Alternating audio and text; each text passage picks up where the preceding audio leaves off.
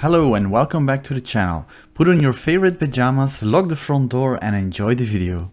Today we are going to explore the question, can cats get attached to us? This question came to me when I have noticed Alba almost always wants to be in the same room with me. This includes the more personal moments like when I am on the toilet. When I'm in the shower, I get a serenade from Alba who doesn't understand how I could just disappear. When I separate into a room and close the door, I don't have to wait long before I hear meowing and clawing against the door. A scene that I suspect is common in households with a cat. You would dare to think that they need us and want to be close to us. Of course, this is obvious because we give them food and water, clean the litter box and take them to the vet when they are sick. But does their dependence or perhaps love for us go beyond that?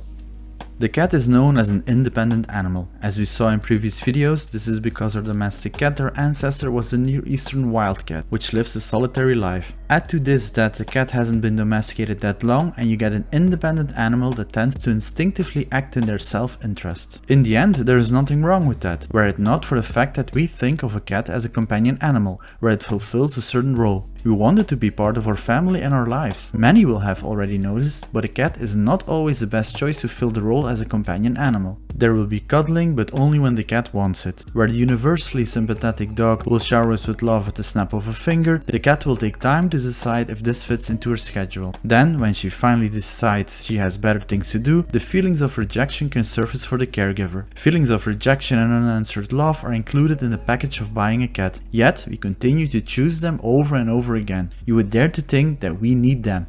So the question is, can cats get attached to us?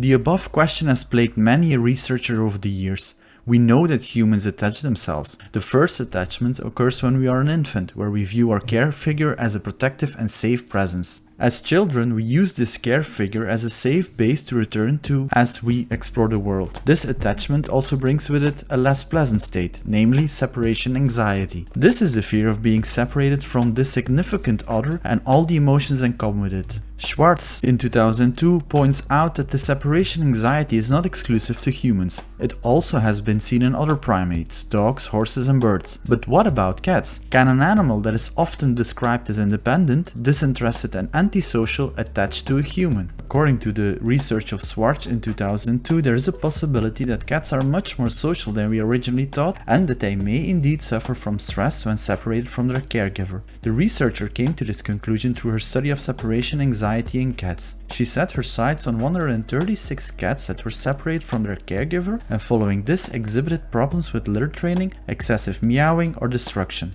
The results of the study indicated that these cats did exhibit some form of separation anxiety. Thus, they do experience negative feelings when separated from someone important to them. This indicates a close relationship between cats and humans. An equally interesting finding from Schwartz's research in 2002 was that one saw a clear difference between male and female cats in how they expressed these negative feelings. The males started to express their uneasiness to us by vandalizing, while this hardly ever happened in the case of the females. The latter was more inventive and generally had two ways of making it clear to us that something was wrong. In the case of female cats, the first thing we saw was ignoring their litter training.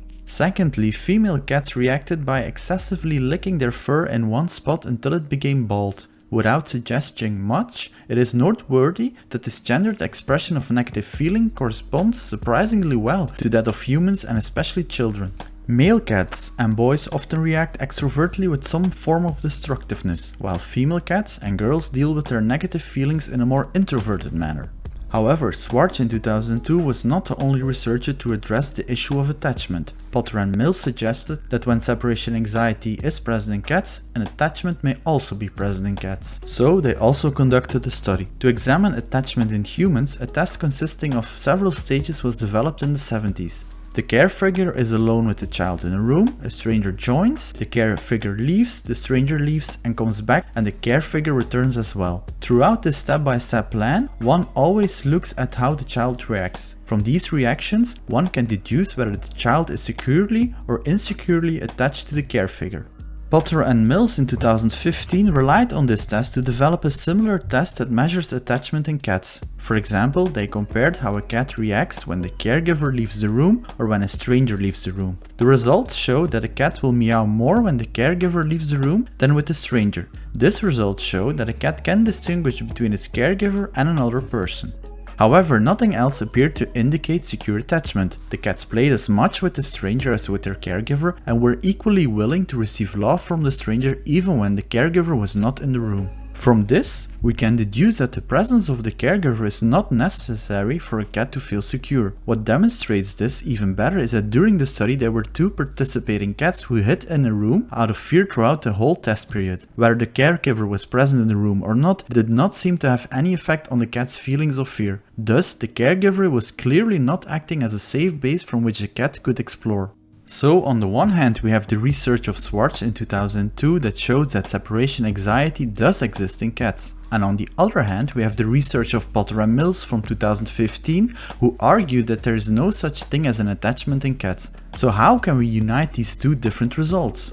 It is important that when examining cats we do not anthropomorphize. Both Schwartz in 2002 and Potter and Mills in 2015 have taken terms from human psychology and made a translation move to the mental world of cats. However, it is absurd to set the same standards for a cat as for a child. We may simply view what Schwartz calls separation anxiety in cats as a form of anxiety separate from the concept of attachment, which, according to Potter and Mills, does not occur in cats. So some cats experience stress when they are separated from their owner, but this does not necessarily mean that attachment is involved. The anxiety can be triggered by something entirely different than the loss of a so-called safe base. Potter and Mills in 2015 suggested that the behavioral problems of cats from Schwartz's study may also simply be the result of frustration from being home alone and not necessarily anxiety. Potter and Mills in 2015 attempted to modify the attachment test so that it can be informative for cats, but they point out that an alternative way to depict the bond between cats and caregivers must be found. All they dare to argue is that the relation between the caregiver and the cat is not based on the safety and security that individual would provide.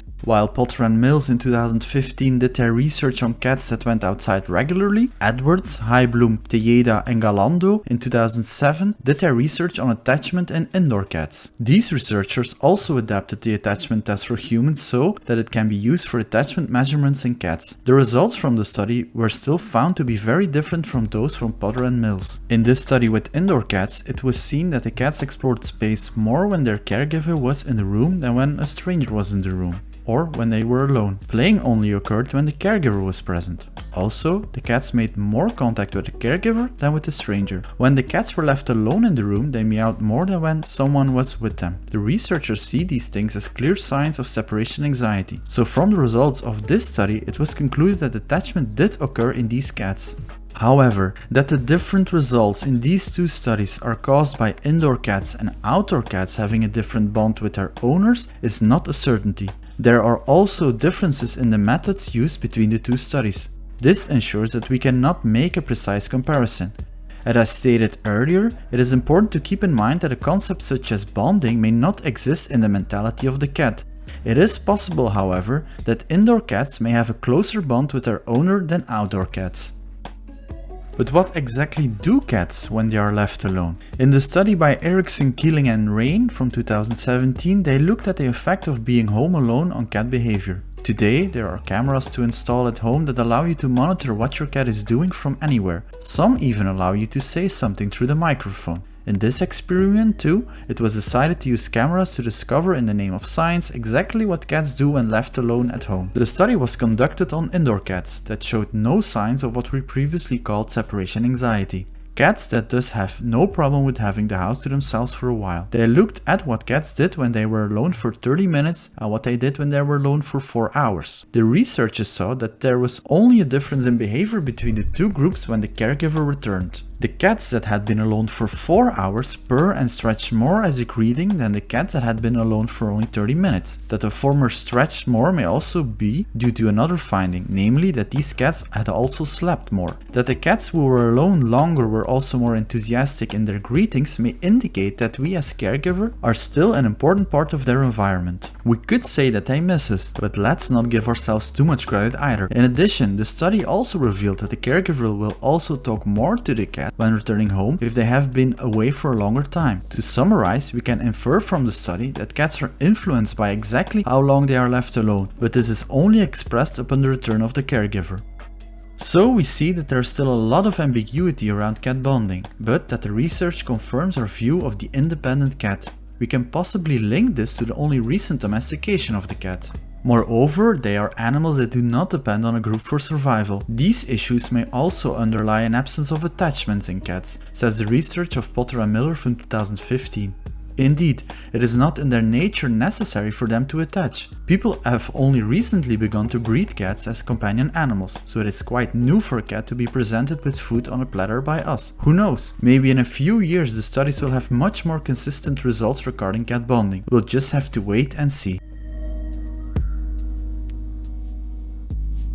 Okay, so this is the end of the video again. There was a lot of information to digest, but I do hope you learned something new about your kitty. In the coming weeks we will dive deeper into these kind of topics. I thank you for watching. If you like this video, give it a like and consider subscribing. If you have any questions, please comment below or contact me on Twitter, Instagram or Reddit. I will link my accounts in the video description. And I hope to see you in the next video.